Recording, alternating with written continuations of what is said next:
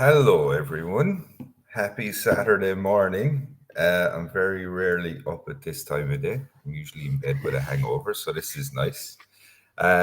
It's your hosts from Milanista 360, Shane and Lab Gorilla. So, yeah, a couple of things to cover. But before we get into the Champions League, the new format, and what it means for us, and why we're absolutely shafted this year, how you been, John? How's your week been, man? It's been all right, man. So we did a shout out to Max Lombardia. We did a really fun show. We were joined by Nico from Milanista 360 Defensive Dynamo, of course, our brother, and also from Fabio from Coast to Coast. And it was a hilarious episode. Honestly, guys, go to the Max Lombardia show. They're great people anyway, but check out the episode. It went mental. It absolutely went mental. So, yeah, please check it out. It was really funny. Yeah, the Max Lombardi podcast. I'll drop a link after this chat. It was great. Hashtag hemorrhoids. It was great, man. Only Fabio could come up with that and actually I have it mean, make sense. I know. It was completely unexpected that Fabio was going to join, and he had a rant. He had some rage in him. The guy.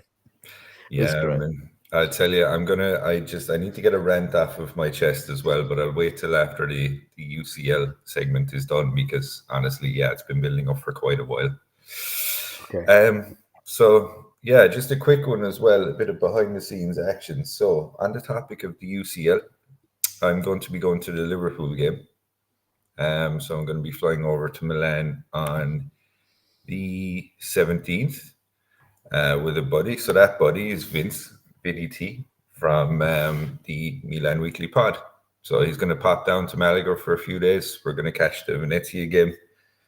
Vinny can, seriously debate his life choices with bad hangovers for a couple of days, and then we're going to go over and catch the Liverpool game. So stoked, Well, really excited, man.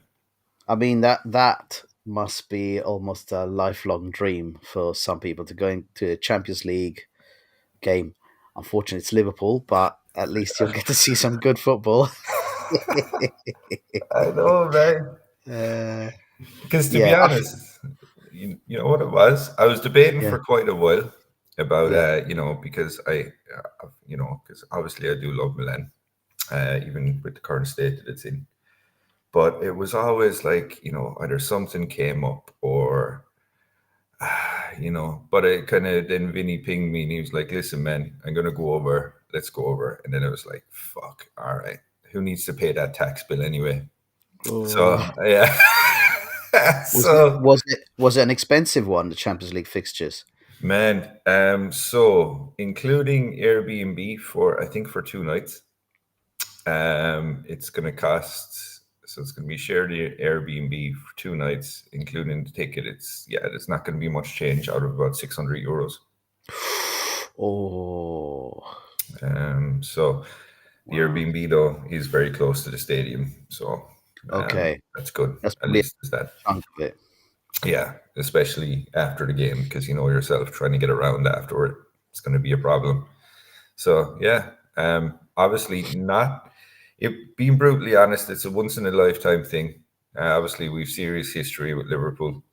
It's always great to play them. They're a club that I respect as much as I dislike them because of the 0-5 final.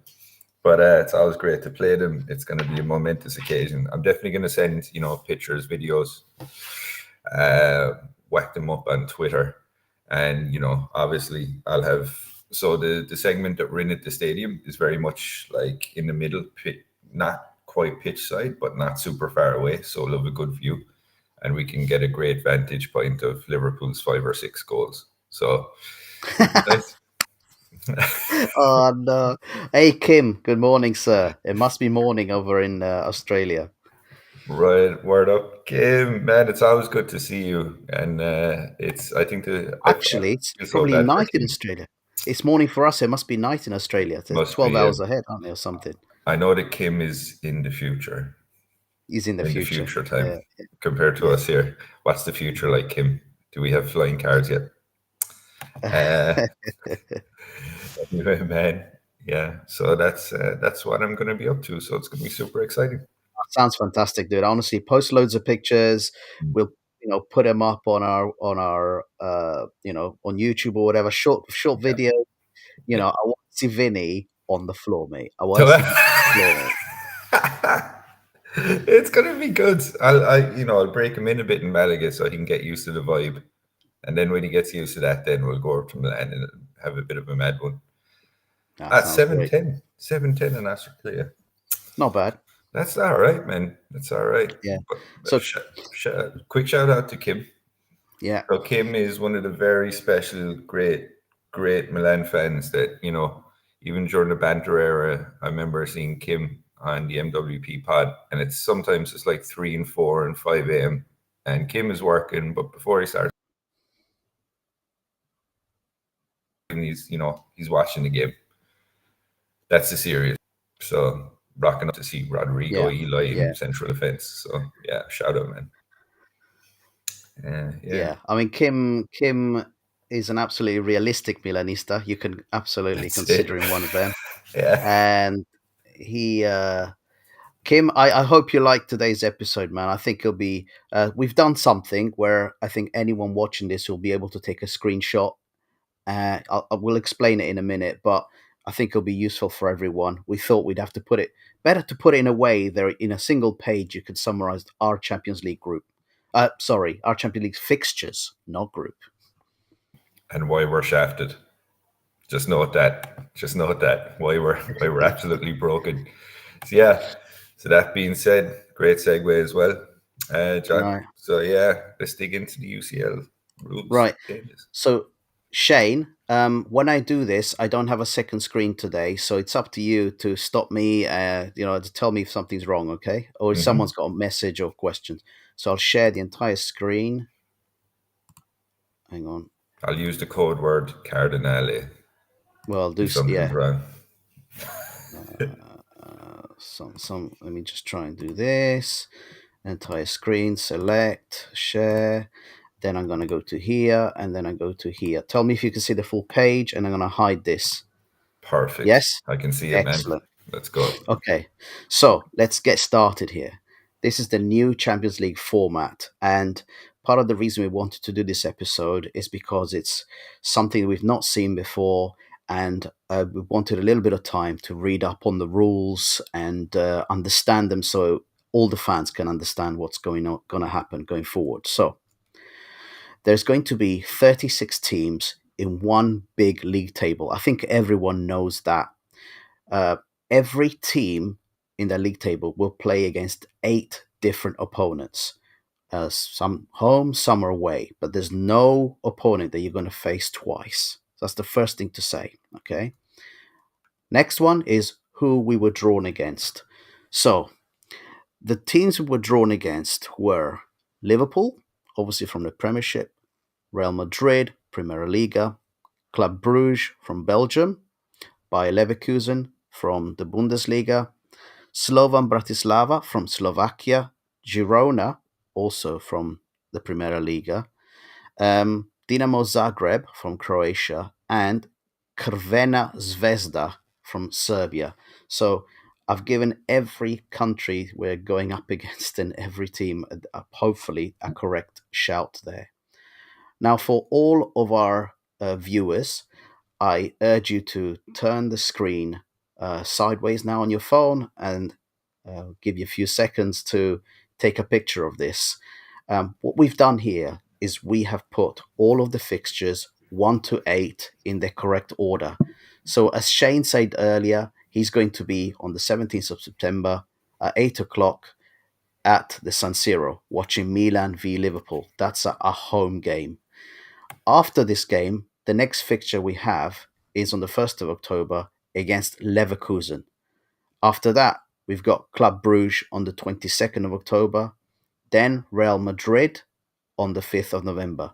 So you can see one of the problems is that in the first 4 fixtures, we're basically facing 3 of the strongest rated teams. After that, we've got Bratislava away on the 26th of November. Then we've got Crvena Zvezda on the 11th of December. Then there's a bit of a break. And then on the 22nd of January, we've got Girona at home. And we finish against Dinamo Zagreb away on the 29th of January. And I should say, 29th of January, every single team in the league will play their fixture at exactly the same time or the same day. So it's going to be a massive free for all on that final day. So, this is how the rules work. The top 8 sides in the league out of the 36 will qualify automatically for the round of 16. Okay? So if you're one of the top 8, you go through automatically. However, the teams finishing 9th to 24th have to go up against each other in a two-legged knockout phase playoff to secure their path to the last 16 of the competition. Now, here comes a big difference. Teams that finish 25th or lower will be eliminated. There is no access to the Europa League. So I've checked, there is no access to the Europa League no matter what happens in this now. Okay? So think about it. If you don't finish in the top 8, you actually could need 10 games to make it to the knockout phase. John, do you know Yeah, what's very concerning about this? If I look at this with my red bird glasses on, right, yes. it's in my best interest to finish between 9th to 24th Because you get extra fixtures, right? and more revenue. Yeah, yeah, correct. Correct. Yeah. You absolutely got that right. So, but that's just something to point out already that we've got, there was talk last season, Shane, about the Super League. What does this start to look like to you, mate? It Yeah. really does. It starts to look to me like a Super League. But anyway, realistically speaking, if you're not one of the top 8s, you will be going through 10 games.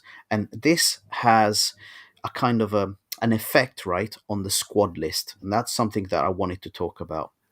So just something to mention here in the knockout phase. So if you finish 9th to 24th, what happens is the teams that finish with 9th, 16th will be seeded in the knockout phase. And then they face a team ranked 17th, 24th. So it's important to finish as high up on the league as possible to get as high a ranking as possible. Because you then get basically the 9th should go up against the 24th, the 10th against the 23rd, and so on. Now, the 8 clubs that prevail in the two-legged knockout phases will then progress to the round of 16. And then they will face each of the top 8 finishers who will also be seeded in the round of 16. So the league table is really important for rankings. Okay. Now, I wanted to have a discussion about the Milan A list because I saw this reported midweek and I was a little bit, let's say, perplexed, Shane. Okay. Let's just say that. So, the Champions League has a rule within it that says you can have up to 25 players named in your A list. Your A list is your top tier list, the main list of players that will play in the Champions League. That rule is that the Champions League wants you to include homegrown players as many as possible. So they say 8 locally trained players must be included. Now, then I said, what's a locally trained player exactly? The first question is, or the first category is something called a club trained player. So they want you to have 4 club trained players. So players who were trained by the club for at least 3 years between the ages of 15 and 21. The other category is something called association trained players. These are players trained in Serie A by another club between the ages of 15 and 21. So if you look at this, it's important, if you want to have a full squad, to have homegrown players. So if a team does not have 8 homegrown players, then they have to reduce their entire squad list by the number of missing homegrown players. So I'll give you an example. If Milan has only got 6 homegrown players instead of 8, they have to drop 2 players from the A list. So then they can only declare a list of 23 players. Okay? Is that clear, Shane? Yep. Yeah, that's Okay. crystal. Okay. So now let's have a look at our list. This is the list that Milan named. And if you look at it, first of all, if you do a count, there are only 22 players, Shane. And if I then look at it again, there's a couple of discrepancy. Alessandro Florenzi is included and Marco Sportiello are included. So my question was, well, we know Florenzi is out for probably the whole season, and Sportiello has a serious hand injury. Why have they been included? And it's this homegrown player rule. It looks like because of our strategy, our purchasing strategy, and the fact that we haven't moved many homegrown players into the main squad, this is all we can do with the A list. So Milan has a Champions League list of 22 players, 3 short of the maximum allowed. And to explain it to you exactly why this has happened is because only Gabbia and Calabria are products of Milan's youth academy. So that's only 2 players. Then Sportiello, Terracciano, and Florenzi needed to be included because they count as players developed in other Italian academies. Shane, I've got some background sound, man. Have you got someone in the? Oh, sorry, I didn't realize it was coming in. Hold on, I'm mute up. Apologies. Yeah. Okay. Um, so to say this, this is where the 5 homegrown players have come from. Milan, therefore, is 3 players short of the homegrown quota, so they had to cut 3 players from the main squad. This explains why Luka Jovic could not be named in the main squad. Fonseca had to make a call between probably, let's have a look at the list, Tammy Abraham or Luka Jovic, and that's the call he made. So that's where we are. I hope that's clear to everyone. I'm going to stop sharing now and we get back to the main. Any questions on that, Shane, on what you've seen? There's quite a lot there. Great synopsis. The only thing of concern, though, for me is like what would theoretically stop us bumping up Zeroli or Camarda or So they are included in something called the B list, and they are that's the B considered. list they're in, right? Yeah, so they're B list. It's all about. So the B list is supposed to be kids that you want to maybe give a little bit of experience to, come in for the last few minutes or whatever. The main list, so the B list can be changed up until the day before the match, but uh, B list, B list kind of they really have to be kids from your academy, right? Shane. So let me just try and bring up the rule. So eligibility criteria for the B list is this: born on or after January 1st, 2003, have been eligible to play for the club for an uninterrupted period of at least 2 years since their 15th birthday. So some of these players could be bumped up from the B list, but the A list is supposed to be the one, the one that's got the main players, and that has to be declared earlier. So we've declared only 22 players. And yes, if you need to suddenly boost it with something else because you've got so many injuries, you can bring them up from the B list. You dip into the B. I got you. Yeah. But Just obviously, Shane, hmm, those players have not been integrated into the main squad, have they? I know, I know. It's like one of fucking Fonseca's main remits was to integrate the youth, and we all see how that's working out. Just a quick one. This is worth covering. Thanks a million, Kim, because I wanted to cover this as well today. So, so apparently, to me it sounds like a rumor, but we'll go ahead with it because we need hopium at this stage. So apparently, Maldini was heard to be going to Saudi Arabia to try and organize a Saudi fund to buy the club, which would mean that he would be coming back in full force. John, what's your thoughts on this? What's your feelings on it? As well as Uh, anyone in the chat, including you, Kim. What are our thoughts? I heard the rumor yesterday, not by a reputable journalist that I've never heard of. So, and it was on X.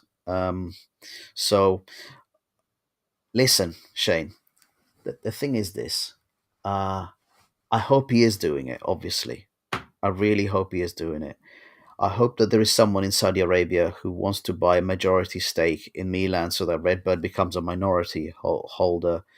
But you need to have an enormous amount of money. And I, you know, this is indeed a rumor, because if you look at the investment proposition, I'm not sure Milan makes sense right now, Shane. I'm really not sure. With the price of 1.2 billion, they obviously want more than that. Uh, I don't know. I don't know. I want it to be true. I desperately want it to be true. I think the fan base is waking up finally. Everybody started coming to line and realizing that we need this to happen. Um, but it won't be a quick thing, I don't think, Shane. And yeah, I'd love Maldini back, uh, and for him to bring the Saudis and buy out Cardinale.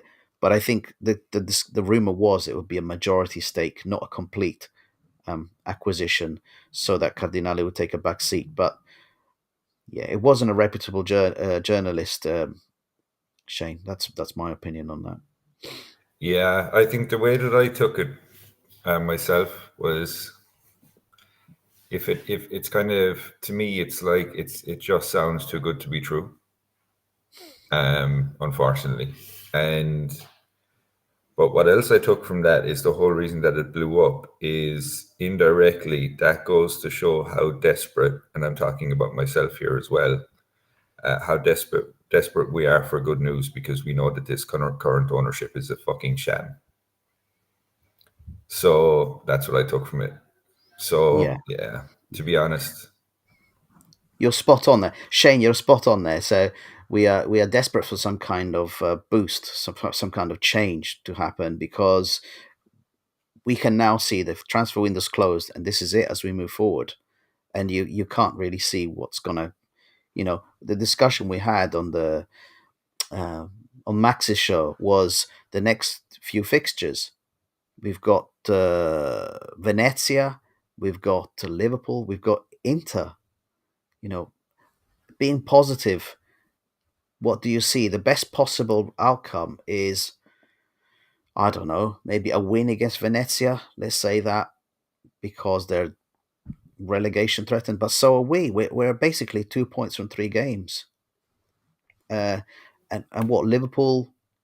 If you go by form, Liverpool should, unfortunately, Shane, you might be watching a bit of a one-sided game. I was talking to a Man United fan. I know Man United are a bit of a mess at the moment. I was talking to them this week, Shane, and they recently lost 3-0 to them. They said for the first 30 minutes, they didn't think much of it. And then bang, bang, just like that, they were 2-0 up by half time. And then Salah decided, I actually want to score one myself. So he added a third in the second half. When you think of that against Emerson Royale or Calabria, I don't know. And or Pavlovic is random. I mean, he's good, but he's all over the place, man. Which is I'm exciting, but you see, and I think for me, right, I think I'm experiencing things, and I think it's probably a symptom due to the way that Redbird are kind of, the way that Redbird have done business, and it's kind of caused me a bit of trauma, to be honest. But I personally, while it was nice to see Pavlovic get the goal in the Lazio game, and it was a great header, right? And kudos to him. And he did show up and play quite well in the Parma game. As a defender, I still think he's very limited. I think I think the best description I've heard of him is raw. Okay, raw. Yeah, He's very keen. He likes to go forward, but sometimes he seems to just think that he's gonna do everything on his own, which will leave holes.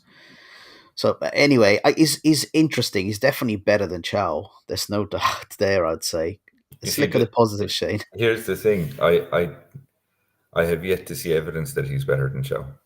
Oh, you are very harsh. You're So very what I'm seeing is, and I'm not bigging up Chow by any means. What I'm seeing is a player that's excited to be at a big club. yeah. He's doing too many things, and I think once that excitement dies down, we'll see the real player. And to be honest, I from what I've seen so far, I think it's just another red burning. Ooh, let's hope, Shane. let's just hope that you're wrong on that, I hope so. because yeah, Genuinely. Yeah. but if you're right on that, we're in trouble this season, aren't we? And the other thing I got to say is, you'll notice the Champions League list does include Gabia, a player who hasn't seen the pitch. Interesting, huh? You need to have homegrown players, and a lot of people are saying, "Why is Gabia not the partner maybe for Pavlovic? Try them out." This makes sense, right? Because, and why for me it makes sense is the two of them. I think the two of them would work quite well together, and it'd be like a return to kind of old style defending instead of this basically defenders can't defend anymore. Yeah, yeah. Um, I think, and maybe against Venezia, there's rumors that against Venezia, Fonseca might try that. and just on the subject of Fonseca,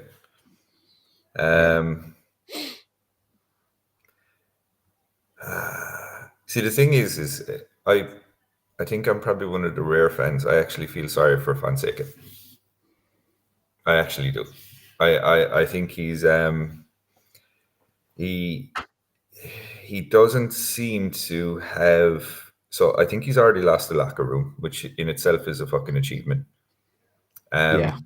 Kudos to the fans as well. I will say that we're delighted because we were beating children at the start of the season in friendlies, and thinking that that was somehow a gauge of how we were going to go, despite all of us here as well rightfully saying that these friendlies mean nothing, and we're Mm. proven right. I think Fonseca is just way out of his depth. It's not surprising because again, Fonseca is a Redbird signing, very underwhelming. We could have had some serious quality. Nico covered it on probably one of his last pods. Before because now at the moment he's taking a break because of this Redbird Well, bullshit. it takes it out of you. Yeah. It does, and you know we could. So like, of all the managers that you could have gone for, you ended up with not even a plan B. You ended up with a plan C or a plan D. Mm. Um, Yeah. Napoli, which are a fucking train wreck of a club. I'm sorry, they're a train wreck of a club, but they ended up with Conte, and they will reap the rewards from that. And he will raise their level at some point if he stays there long enough. He will raise their level. We could have done the same. We could have had a 2-year project with Conte. We could have given him a 2-year fucking contract. And what surprised me more about Conte at Napoli is he seems to have toned it down a bit and accepted the fact that it's like, well, I can't be buying, 5 or 6 amazing players right off the bat. I have to take my time. So if he was But going to do, Shane, he put his foot down and said, "I don't want Osimhen here," and Osimhen's gone to Turkey. I It's mean, that's balls, man. That is yeah. serious fucking balls right there. And that's what we need. That's what we need in the locker room because we don't have the only leadership we have in this team at the moment is the guy in goal. Yeah. That's it. I think And Morata maybe as a Morata Spanish as well. athlete That's true. might bring some experience, but he has to be on the pitch. Yeah. And this is the thing as well. And I never want to see any player fail for us. And when I was talking about Pavlovic earlier, it's not like I definitely don't want him to fail. I want him to succeed, but I also want Emerson Royale to succeed as well. And it's just MLM, shout out, man. We love you guys here. You're great. Hey, Max and Honestly, Gino, we'll have to get you buongiorno. on. We have to get you on. Yeah. Let's sort it out. I'll ping you guys on Twitter. I love you guys. Um, yeah. So, fuck, man. Like, and just again, not to finish this rant, but I just have to get it out there, right? It is some fucking achievement, right? When you buy a player to hopefully replace Calabria, right? And the player that you get is actually worse. Yeah. He's like a faster, less capable Calabria. Yeah. Like the one signing that we should have gotten this summer should have been a sporting director. Right. That's a shame. So that's a great point, mate. So this has been brought up by we need an experienced sporting director. Yeah. So I need somebody to either correct me in the chat or in the comments. But from what I understand, the Serie A rules are you cannot start the league without a sporting director. Milan last season were about to start once they fired Masara, they were going to rule. They were going to lose. That lost a sporting director. Okay, Shane. And so what they did, they looked at who they had behind, and they had no sporting director. So they promoted Dottavio, who had just got his badge. He had just got his qualification and made him sporting director. I think my point is, I'm going to guess that right now either Moncada has achieved and got his qualifications, or Dottavio is still the name sporting director. In either case, Moncada's best skill is as a scout, not as a sporting director. Okay, and Dottavio is not experienced enough. What Milan needs is an experienced sporting director. I completely agree with you, Shane.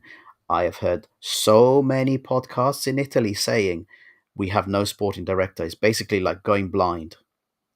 And it's correct. You're doing bad acquisitions. What are you doing in terms of watching the players, protecting the players? This is what the Maldini and Massara team did together. They were there all the time. Oops. Look, Kaká just fell on me. That's how upset he is. That's it. It's an omen, John. My It's an omen. Kaká. Yeah. Do you remember when we used to have players like Kaká? Do you remember that? Do you remember? Yeah, I know. This is something that Gino was talking about on Max's show, right? He was Yep. saying that, That's why I'm listen, referring to it. Yeah. yeah, So listen to it. It was great. don't cry about Salad Maker. Don't cry about. We're a team that cried when Shevchenko left. When Kaká left. That's our heritage. The thing is, Milan 2024 is not that. So Shane, I completely agree with you on the sporting director, mate. Great point, great point. And on the thing about a chicken royale, man, uh, there was some journalist. He was quoted, some English journalist, in fact. I think he said it's the greatest donation by the Milan Foundation. James Horncastle. I seen it. It James is literally, Horncastle. yeah, and he is great. Some of his takes are amazing, and Yeah, it's literally true. I mean, to say that you like, I don't know. I don't know at what point Moncada had seen something in Royale, right? no, yeah, That he gave the go ahead to say this is a good idea bringing this player into the club. Um, yeah, I'm convinced somewhere in Italy, right? There's a right back. There's a right back somewhere in Italy, right? That would have cost less, right? That will do, either the same job at least, or potentially, hopefully, even better if he's younger. Do a better Shane. job than Calabria. My problem is this, right? Kalulu 3.5 million to Juventus, Jesus Christ! Like, 18 million for this, and we waited 2 months of negotiations. I don't understand. I genuinely don't understand. And the thing is, there was a report today, and it was a report this week, and it said, "Oh yes, Emerson Royale will accelerate in the following games." I'm like, he can accelerate all he wants, but the problem is he's just not a quality player. There's no, like, fuck. I mean, okay, so there's a reason. So Royale is a professional footballer, right?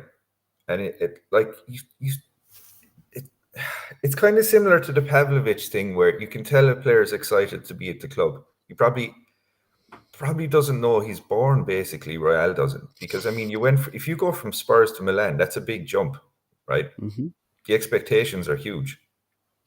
You're not playing at fucking, like, probably the third biggest, club in London anymore.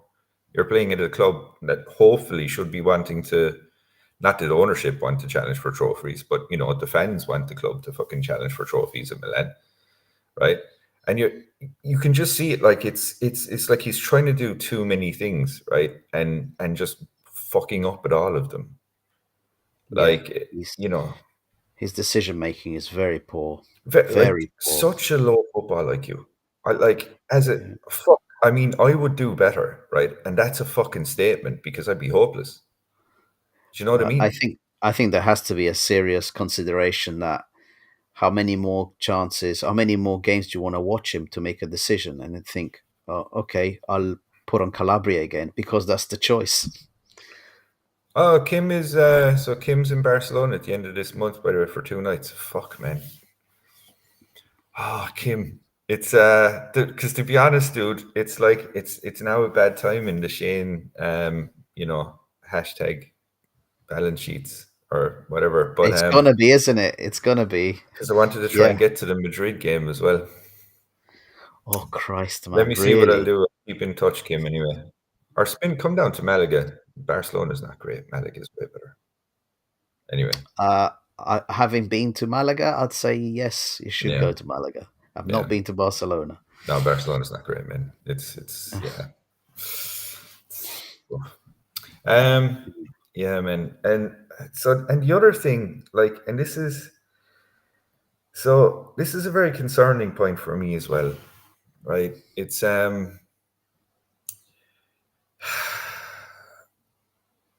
again, and I just want to say, I never want to see this club fail.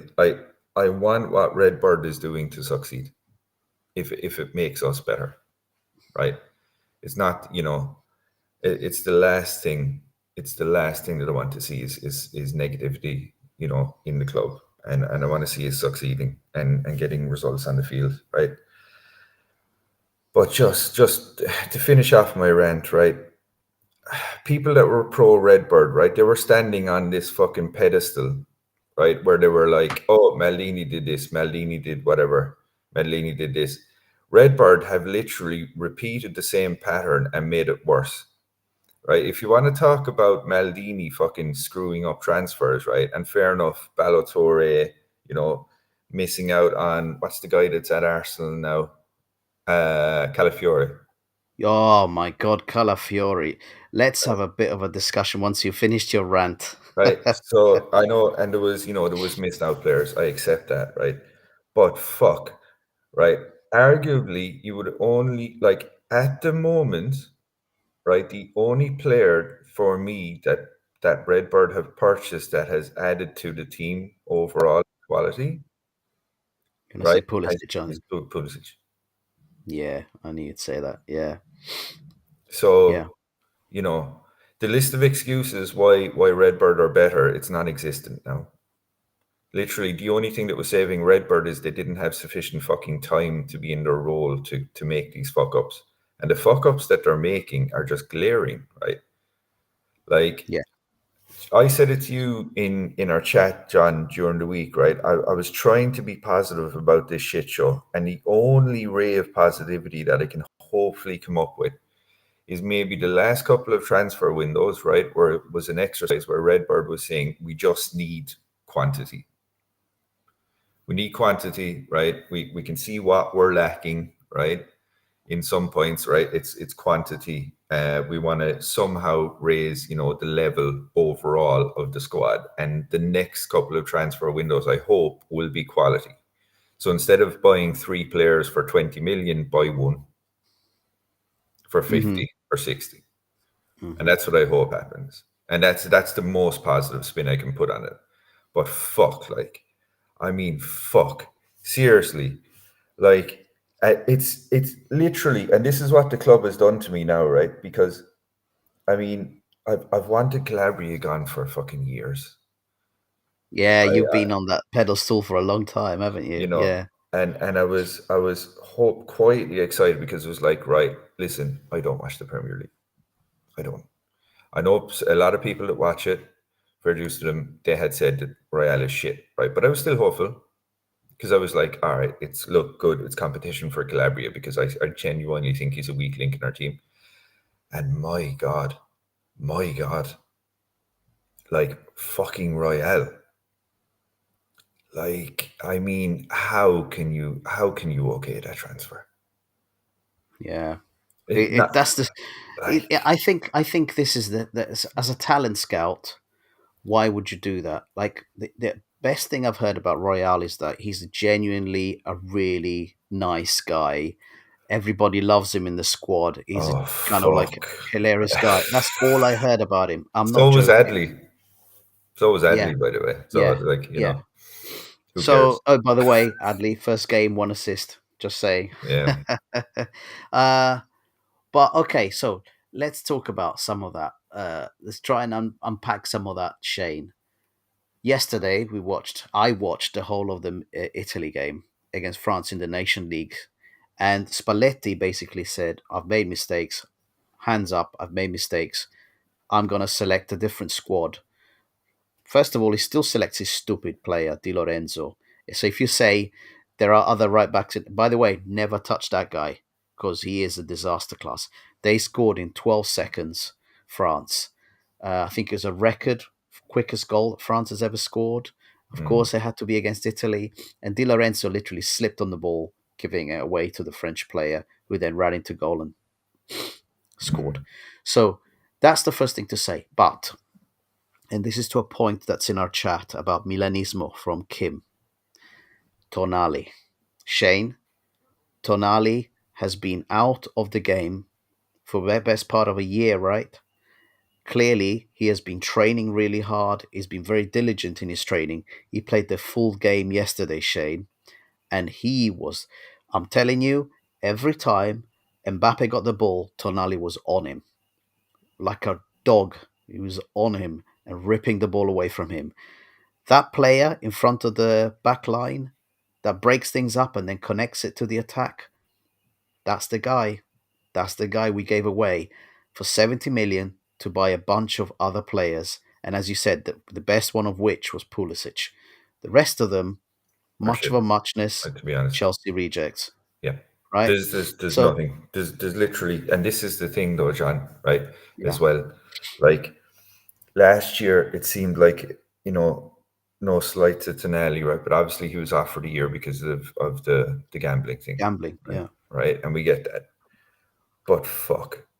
Like, you know, like still Tonali's gone, and now it's like we have RLC, which again is such a fucking limited player. I've never seen such a fucking average player. Like, just, and he So, consistently gets minutes, man. So Shane, one thing we have to say about RLC: when he first joined us, he scored quite a lot of goals. He was Mm, surprising us in the way that he was going forward, and mm, yeah, we said it. We said it. He's got the size to be a CDM. yeah. Size doesn't mean anything if you don't have a mindset for it. He's not a CDM. It never will be. He doesn't But graft. he's not. He But doesn't he's not a graft. cam. Yeah, he's not a cam either. No. So he's one of these players that just will float around the midfield, a luxury player almost, I'd say, that you pop in there every now and then. He's not a player to be starting games as a cam position. That's a Mm, big mistake, by the way. Um, so that's another thing. The other thing I wanted to say also about the Italy game, Calafiori. If you're in Spain, you might be able to watch this. I don't know if you're country locked, but on Viaplay, they had on YouTube, they posted the entire game for free, and it's available to rewatch. Calafiori, as a defender, stood out like you would not believe, Shane. The mm, guy took his time, brought the ball forward, made great passes. He was immense, and that's where you look at the guy and think he's worth anything. He's worth absolutely anything.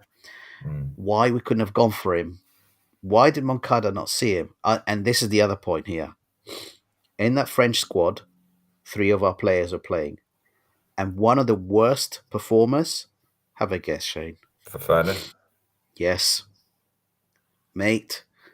He was invisible. He was invisible. And that, I'm like, part of me wants to thank, from an Italian point of view, from the national team point of view, Mm, thank you, Moncada, for bringing on those players so that Fonseca could destroy them and yep. ruin them for our European game. But on the other side, that's not on, man. I thought this guy was supposed to be the big, the big thing. Like It you is. had On the it, defensive midfield, your Tonali, that was up there in level. mm. Fofana was so suppressed in his level.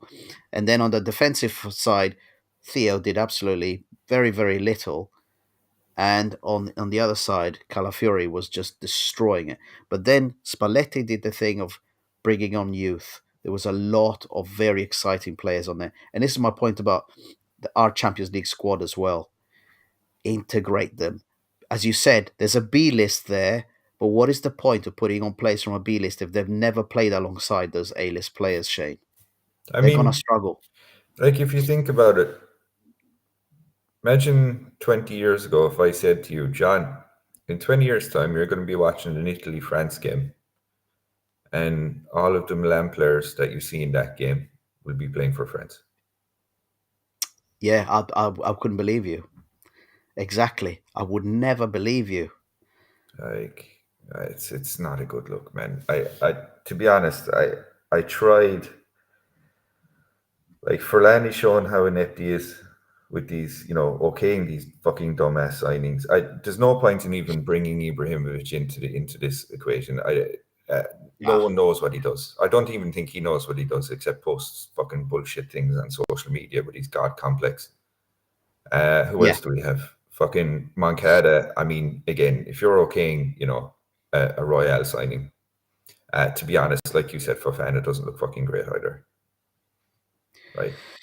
Yeah, I mean, again, my Milan side wants these guys to start to kick on and start to show me something because we, Shane, we can't carry on in this form. If we carry on in this form, it's not only not top four, it's not top 10. Dude, Yeah, I'm fucking telling you, man. Like honestly, like and again for the guys that were promoting Redbird, saying this thing, oh, we need to give it time. We need to give it time. And that's what we've needed to give it consistently since God knows what, at least the last decade. It's always been, oh, we need to give it time. We need to do this. We need to do that. Juventus didn't need to give it time. yes, yes. But Juventus like literally changed fucking most of their squad in this window. They got in great signings that work. There's a plan, there's a project, they have a strong manager, and he's implementing his ideas, and they will get results this year. They will fucking so destroy us. I think Shane, if you need the most to kind of to think about the most extreme example of how important a good manager is, think about the Napoli squad with and without Spalletti and the Yeah, difference in their performances in 2 seasons. yeah, So you have to show your ambition by bringing in a manager that you know is transformative and is going to do something else. My mind, and I was calling for this, was Motta. We needed Motta to come in and do what he's doing at Juventus. Trust the youth, which Motta did from day one, by the way, Shane. He brought mm, on youth players and they delivered for him. Uh, so your ambition is shown, as I've said before, from the management position. But if you just need an extreme example, just look at what happens. You can have the best squad in the world, Shane, and if you put in a manager that is just not able to cope with it, they'll deliver a 30-point gap to first place like Napoli did with basically the same squad to what they had the previous season. That's the difference a manager can make. So that's why, to me, as someone who loves Milan, the Fonseca signing, I think the best thing I heard about Fonseca is this, Shane. mm, He wasn't a genius before, he will not be a genius now. no, So why do you think that him coming to Milan will make him any better than what he's done before? I think that's a great kind of summary of the coach. He's just limited. Now, you said earlier you feel sorry for him. yeah, I sometimes find myself thinking the same thing, but then I think he's getting paid 2.5 million. If I yeah, was getting paid 2.5 million in my job, no joke, Shane, I'll be mm, expected to deliver every single week, every single day. mm, Yeah. And I would be cut the moment I didn't.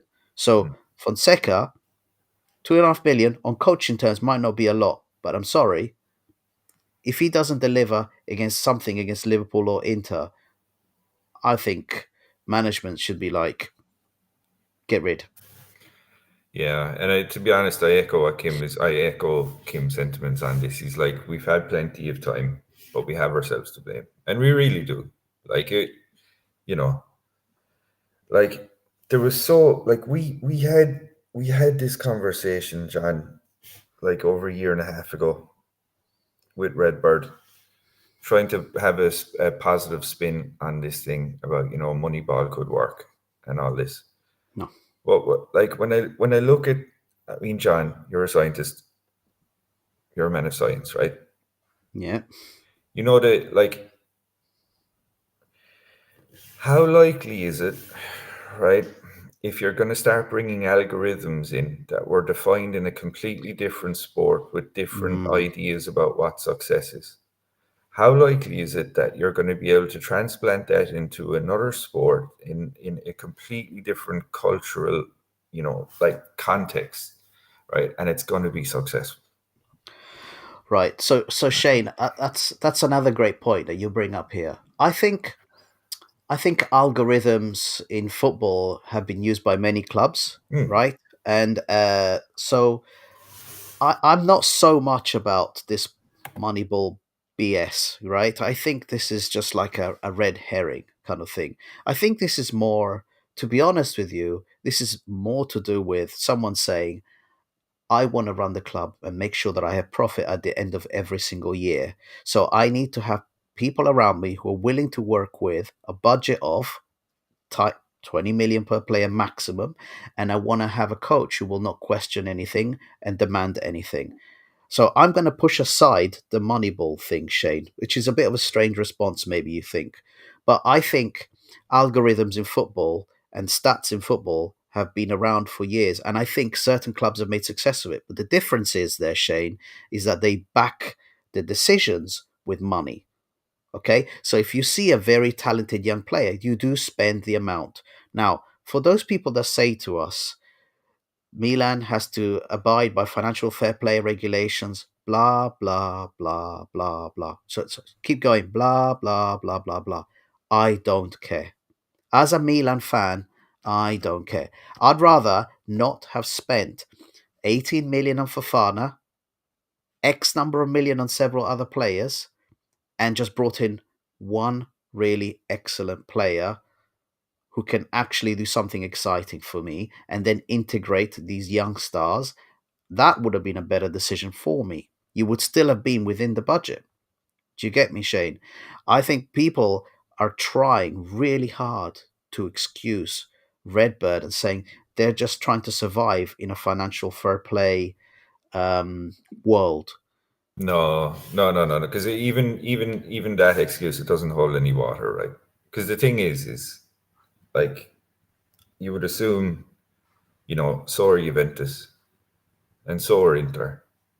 And the thing is, we broke, like, didn't we, we finished in net profit for the last 2 years, I don't care. right? But the thing is that that's not translating into more money for transfers. So where's that money going? Like it, Yeah, and Kim, this is another fucking great point when it comes to the curvature. I mean, it's kind of, the thing is with the curvature, sometimes it's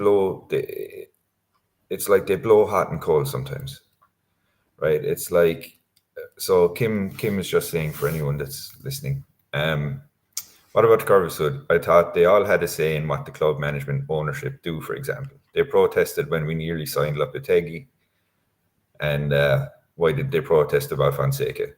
This is literally it. This is it. I think the Lopetegui thing for me was probably orchestrated by Redbird to the most part. To be honest, right?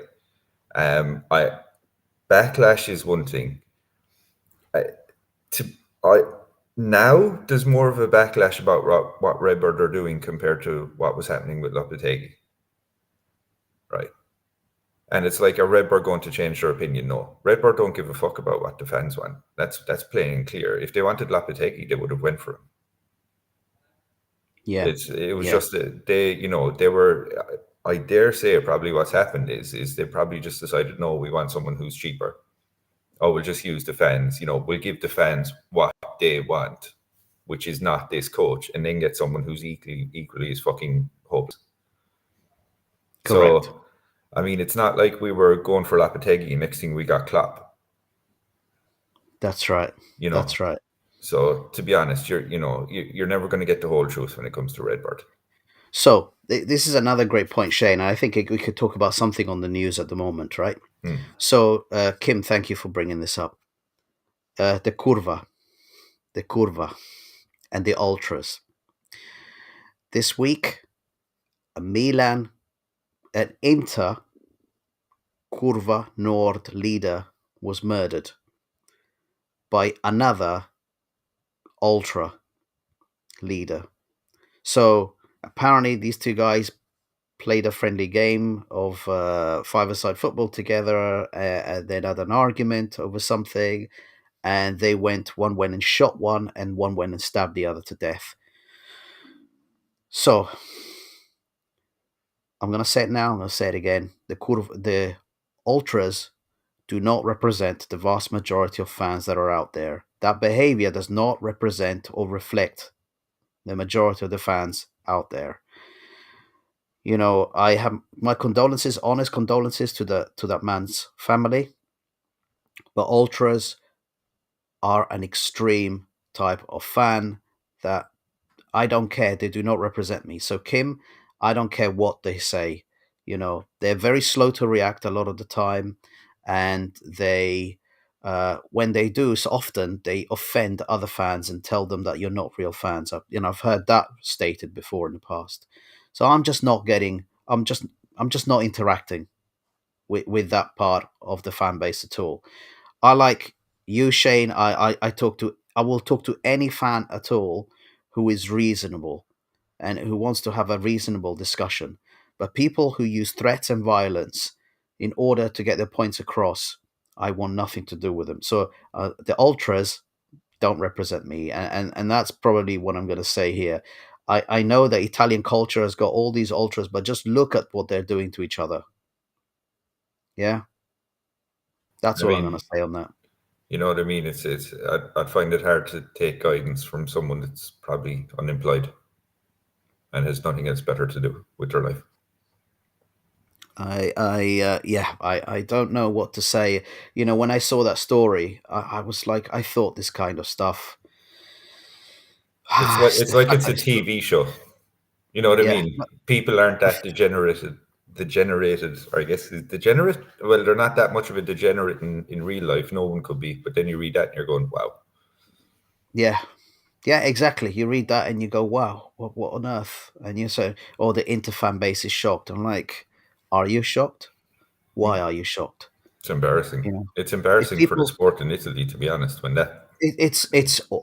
I was having a discussion again with someone who hmm, supports a Premier League team, and they told me that no, that kind of culture has been basically beaten out of the Premier League because of all the problems with hooligans that they had years ago. Now, I've been to a Premier League game. There's no such thing as an area that's cordoned off that you can't get into hmm. because it's basically a special fan category exists that no one can get it. In terms of like you wouldn't feel safe to go there.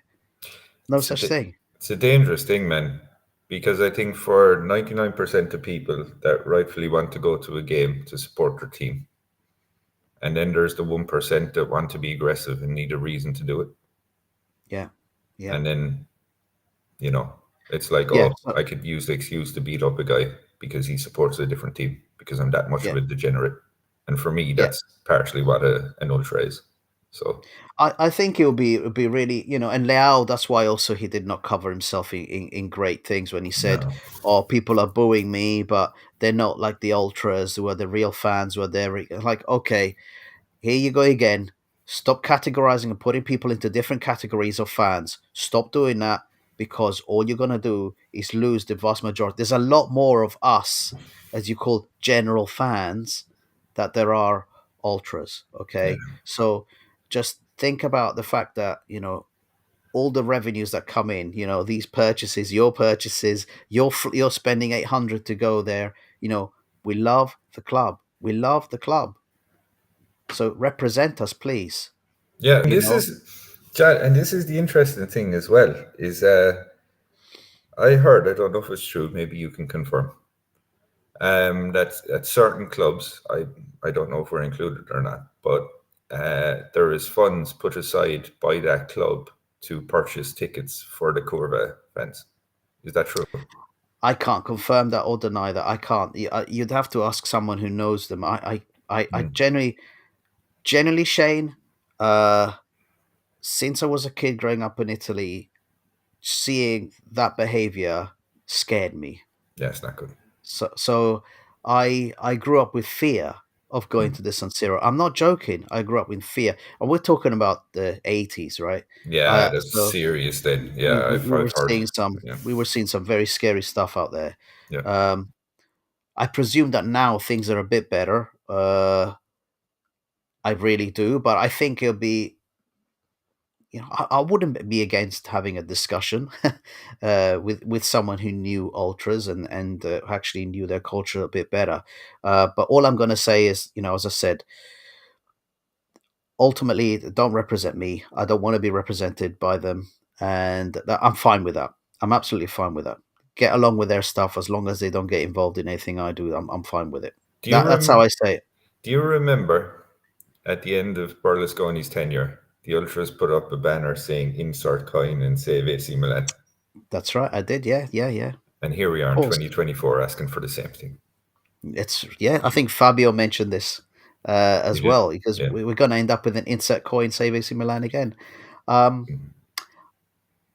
yeah, Shane. The last thing I wanted to talk about as well is this rumor about the stadium. I mean, have Oh, you heard this? Should we have a discussion about it? yep. I don't want Yeah, to, but yes. yeah.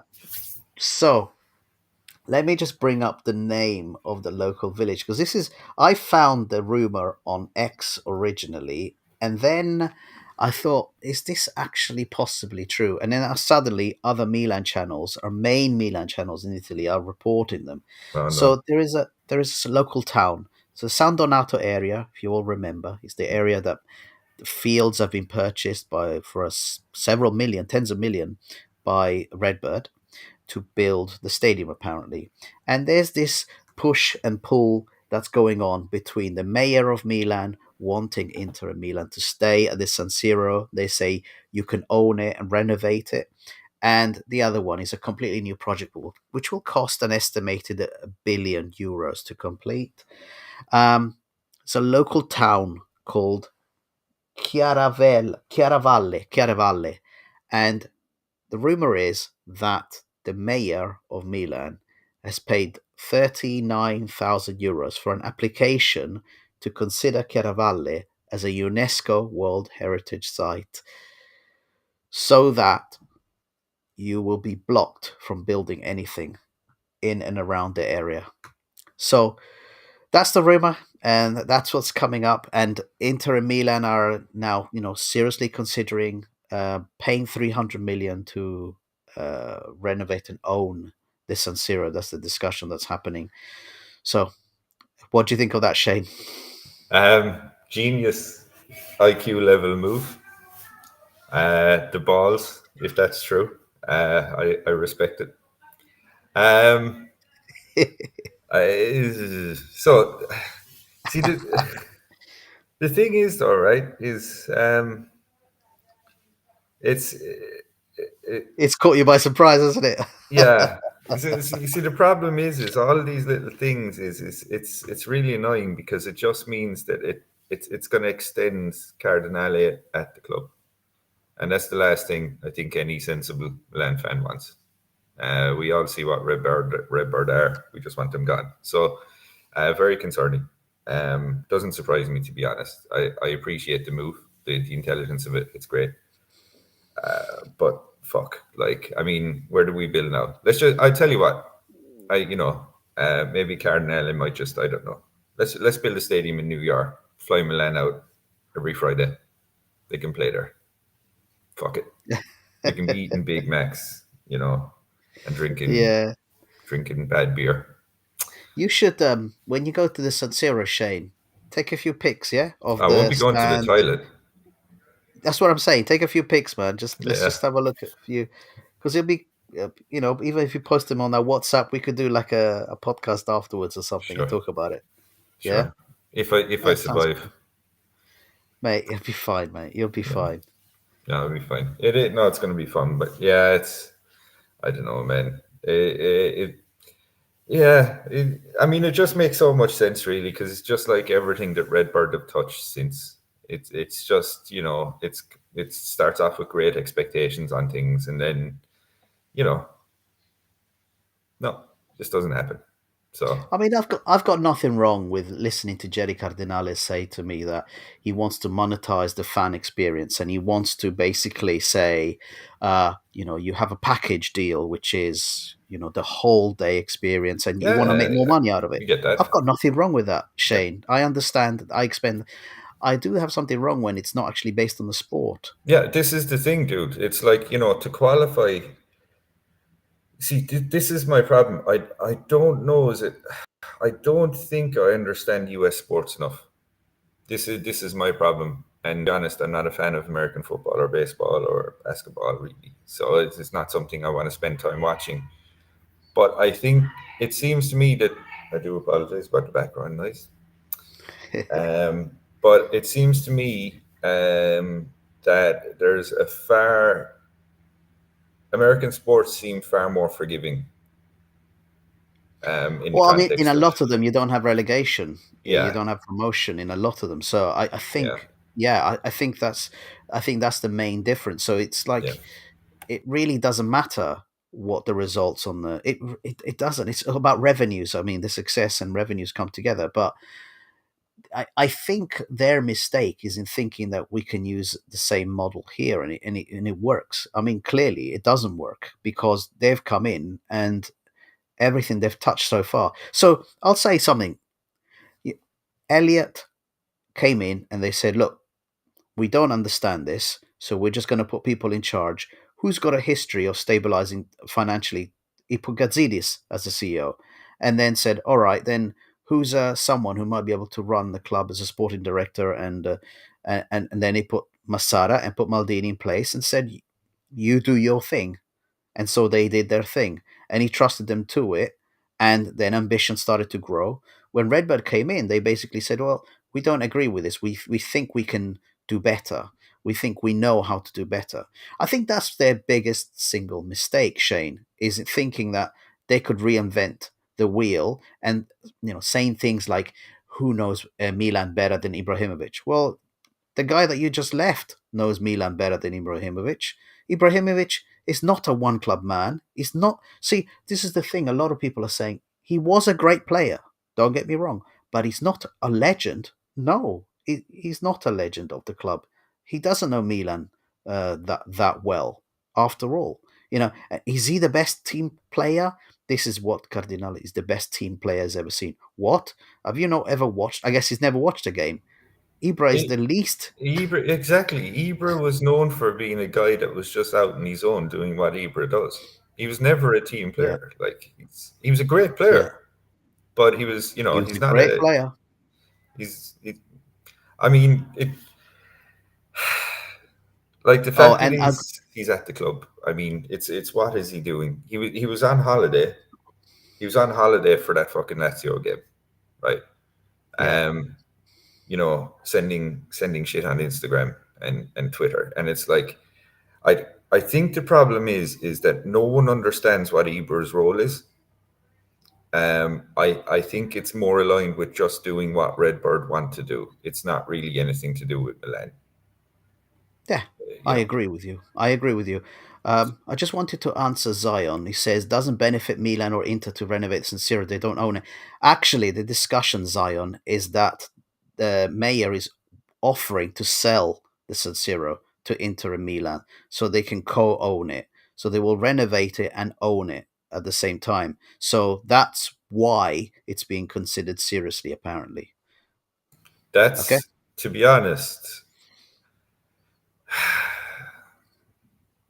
You see, even it's like we really the only way, right, that the last, and there's going to be a couple more years of pain, I think, with Redbird. 'Cause they've shown that they don't know what they're doing and they're very slow to change. The only thing that would make that better is if we get a shiny new stadium at the end of it.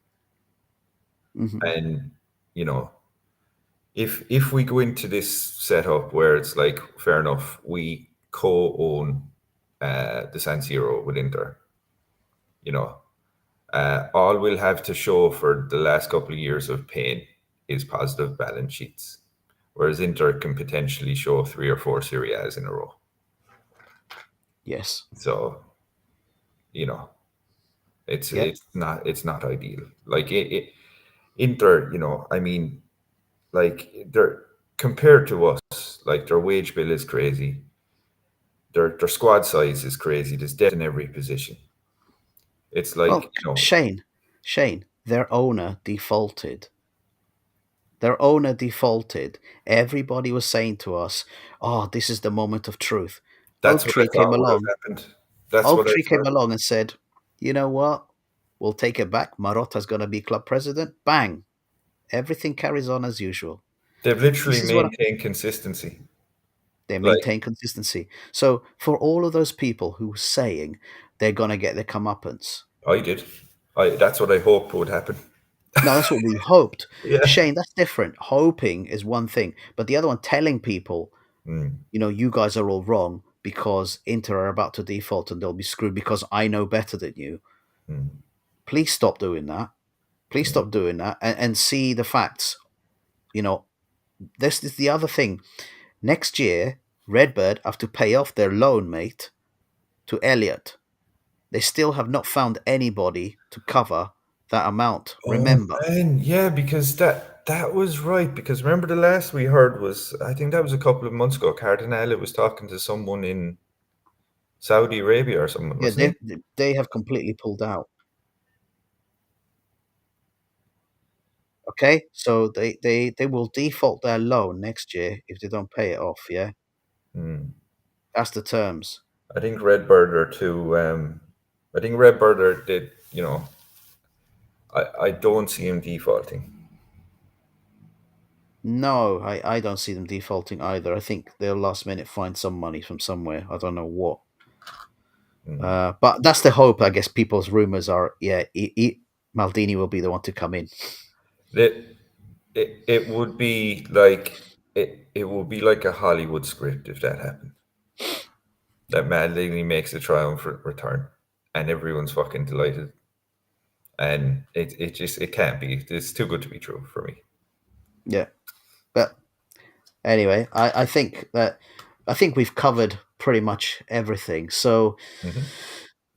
yeah. So we've got the Champions League format. I hope everyone liked that. And then Shane, yeah, you've laid out some truths on there about how you feel about the club, and I don't think you're alone. I think everybody's having to wake up and smell the coffee and see it for what it is. And I hate to be standing there saying I told you so to anybody, Mm. because it's like, oh, you seem negative and all this stuff. It wasn't negativity. I always want my club to win.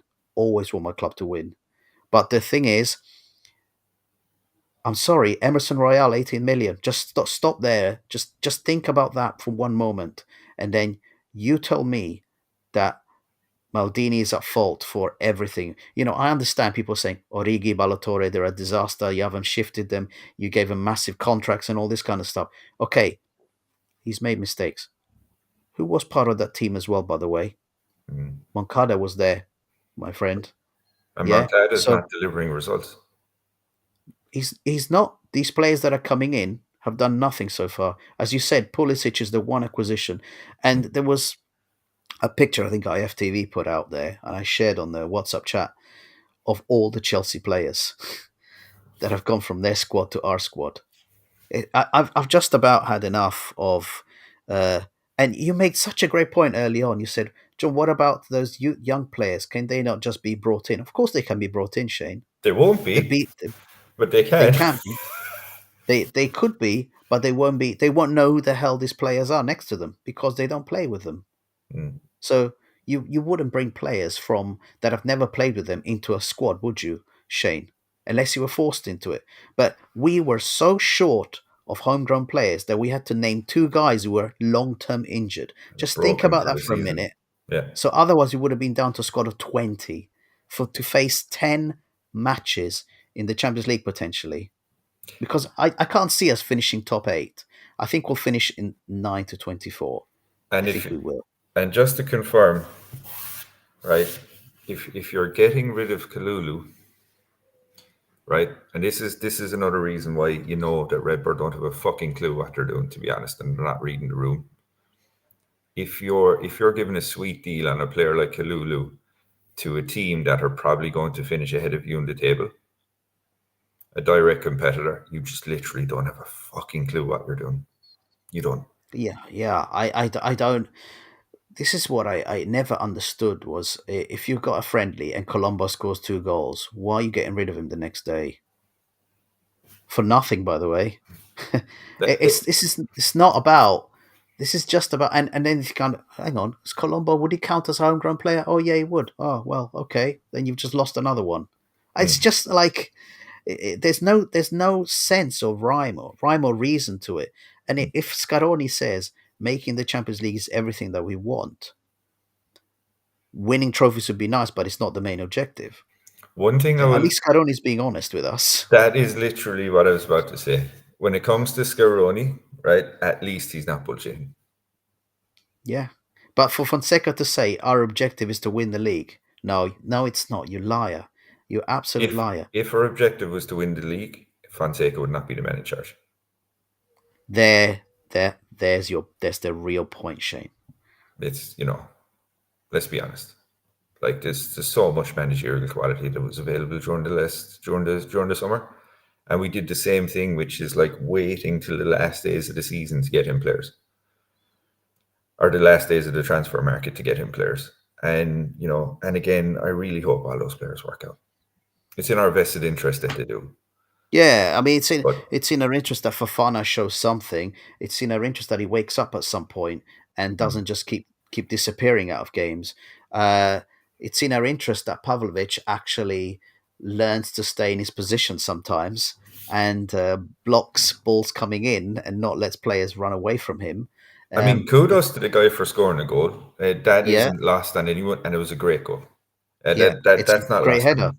But that's not Um, his primary role. And the thing is I don't think his primary role is something he's necessarily, you know. Yeah, it's in our interest that Emerson Royale goes running down the wing and crosses the ball in really well and actually is able to have some speed. I've seen no pace from him whatsoever, Shane. None whatsoever. I've actually I was like they should do a race between him and Calabria to see who's actually slower because I'm I think they're about the same. And then it's in our interest that um our striker, what's his name? This Spanish guy. Please tell me his Morata? name again. Morata.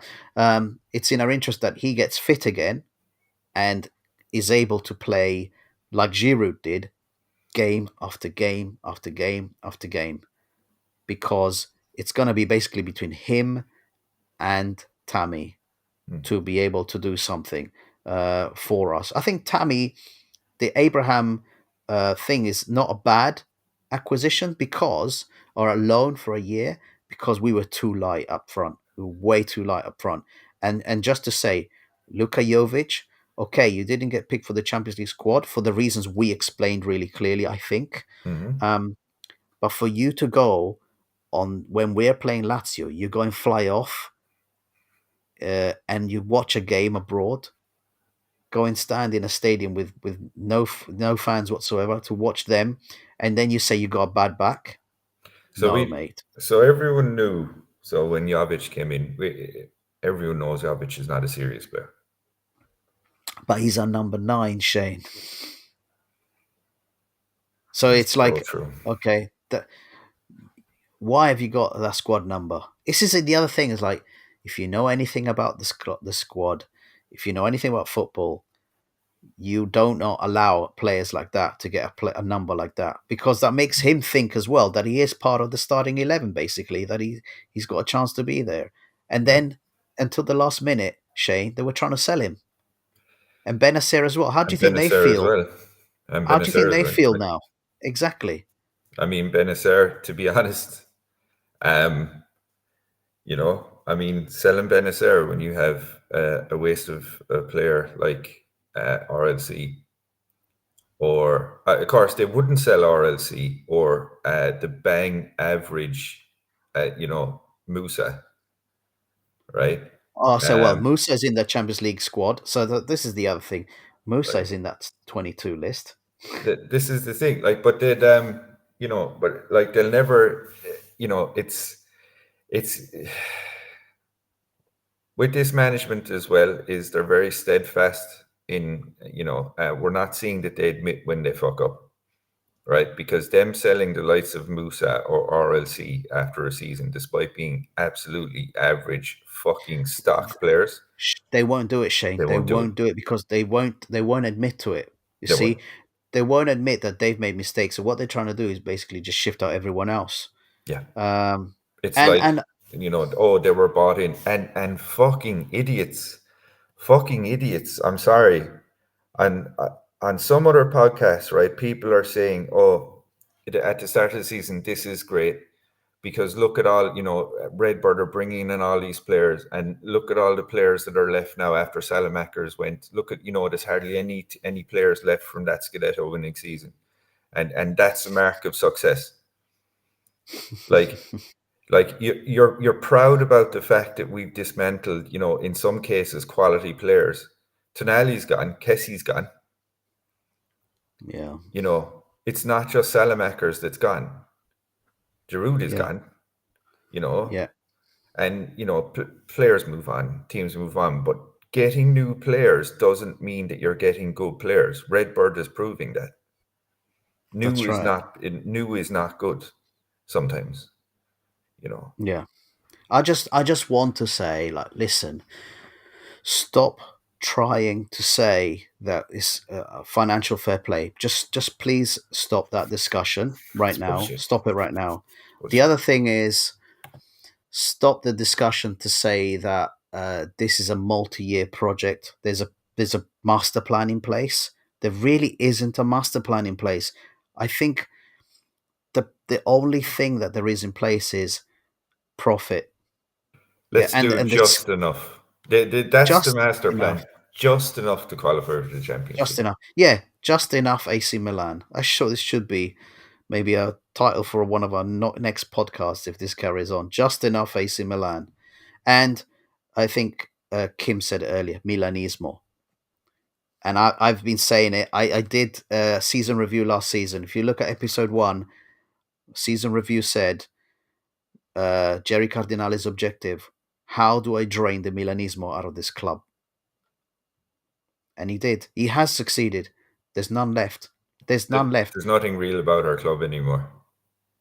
No, I'm there's no. when I think about it, I've literally spent fucking miles at 600 quid, including tickets, Airbnb, cheap flight over to Milan, and I'm gonna see the same stadium that Franco Baresi played in, Paolo Maldini played in, Van Basten played in. I'm gonna see that, and I'm gonna see fucking Kaka, Shevchenko, Rui Costa. I'm gonna see that same stadium, and I'm probably gonna see Musa, RLC, Chicken Royale, right? Uh, my God, and Chukwueze as well. Chukwueze, what a fucking average player. What a fucking average player. What a very red bird player he is. Bang average. Fuck my life. Why did I do it? Well, I know why you did it, because you're a Milanista, you love the club, and Yeah, also because Vinny's going too. So it's that's not just true. you. I'll blame Vinny. It's Vinny, it's yeah. Shout out it's Milan Weekly Pod. no, but Blaming it's you, Vin. you're doing because you have Milanismo. That's why you're doing it, because you have Milanismo. More than the fucking owner has. Of course, he has none. There's no question. I don't care that he's so-called owner. He has no Milanismo. You have more Milanismo. That's why you're doing it, which to you is a significant proportion of how much you make, and it That's puts it. you. Like I've had to make a decision here. You know what I mean? Like this Yeah. is output. So it's So like, huge respect to you. Huge respect to Kim, who is going over on a cruise with his dad, and he's going to be watching a Milan game at some point mm, as well. So huge respect to all of you guys who are doing this. But remember one thing. Just remember one thing, right? What our club was, I should say, historically. We will return there one day. It's just unfortunately right now we're in a transition phase, and I hope it doesn't last much longer. That's it. It's the only Force the way you can cheap feel. thrills. Yeah, I mean, we've got one world class player, I guess, that can turn it on, and it might excite you a bit, Mm. Liao. Mm. But apart from that, I don't know, dude.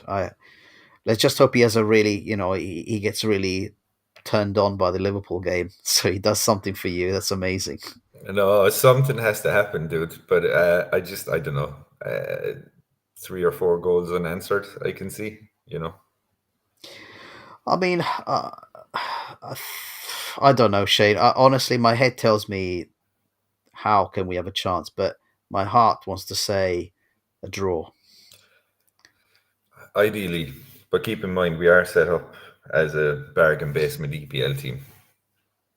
Yeah, I think that's the problem, and we're going to field most of them. That's the other thing as well, That's because it. it's almost as if he's told, you know, RLC has to play, the X has to play. He's gonna have to play them. So Remember, yeah, good luck. Good luck on Fonseca the is your manager playing mate. Liverpool Listen, in the yeah, Champions yeah. League. I mean, that's the other thing. That's the point. That's the point. Fonseca's the manager, so I think that's where the hope kind of goes. Yeah. Oh, and Okay. just the last thing, just the last Yeah. point. This is very important. There's been some people as well saying, "Oh, look, it's negativity. We don't appreciate it." It's not negativity for negativity's sake. That is training. If someone is speaking facts to you, and you class them as being negative when they're speaking the facts, right? You can't change what facts are, but what you can change is your feelings, right? Because facts are facts, and it's the truth, right? You know what I mean? This is very important. You can't change the fucking facts, but you can change your feelings, right? It's very important. Think about it that way. That's great, Shane. That's a really good. And as you, I think Max and Gino said it last week. I think Gino said it on his show. Said, "Listen, talking about it is part of our therapy. It's That's part it. of our coming to terms with the facts, That's which it. is exactly it. Which is why we are here today talking to each other about it. We wanted to know more about the Champions League format. We wanted to understand it, so we looked into it, and we're sharing that information with everyone. Mm. And I think all of the points that you brought up, Shane, that's absolutely valid. That is your reality, Yep. and something that we have to talk about. And it's the reality for a lot of fans, Shane. You're not alone. Mm. It's the reality for a lot of fans. Now, do we want positivity? Yeah, but we Yeah. want well placed positivity. That's actually based on facts, Yeah. Not delusion. not delusion. Exactly. This is it. Exactly. This is it. Wonderful. Good finishing point, I think. All right. God bless All right. everyone. Have a And lovely weekend, everyone. And yeah, as I said, hope you like the Champions League table. Take a screenshot so that you've got it. see you soon. Ciao, everyone. Forza Milan. Forza Milan.